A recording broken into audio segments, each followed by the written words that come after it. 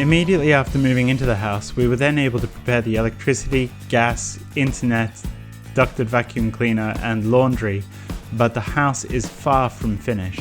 The spaghetti of cables in the basement proves to be a continuous challenge, and having moved into the house, work has slowed down significantly.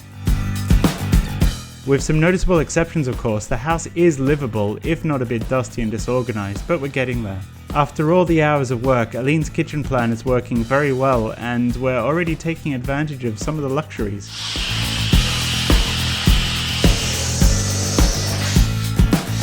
Aline's chassis has returned to install our new front door, which means we can finally move forwards now with the renovation of the ground floor. The door was a bit of a mystery for the guys because it was designed to fit into the home automation, of course, and proved to be quite a technical installation in the end.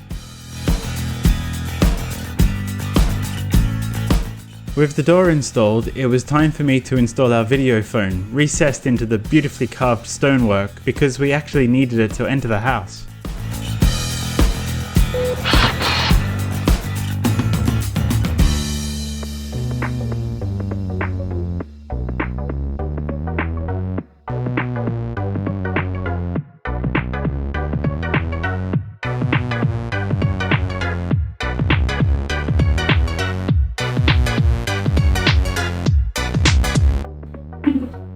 Work on the ground floor finally got started with the crew starting to hang plaster, including dealing with my frustrating recessed track lighting. Sorry guys. This really needed to get moving quickly because we're on a bit of a deadline with the little one on the way.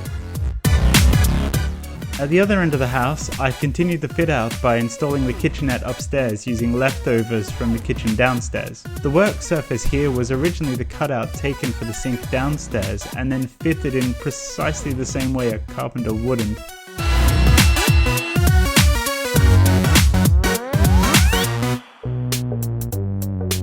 So many cables, such little time, but unfortunately without all these cables being installed yet, each night requires a trip to the basement to turn the lights on and off manually.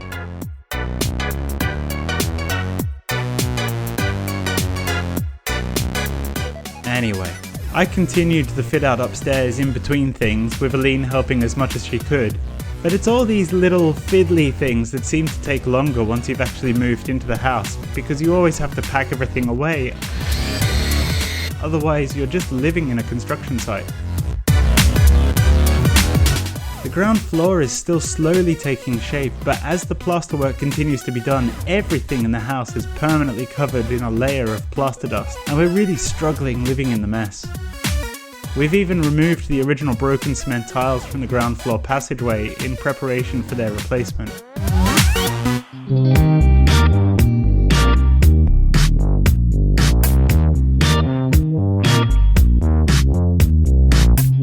Living in a house that's still under renovation is a tedious process, yet working around each of the little construction sites has become the new normal for us. We're exhausted, and we try to fill every spare moment by finishing small jobs when we can.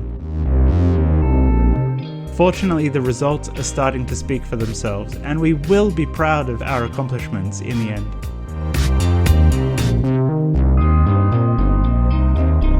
There's still a lot left to do.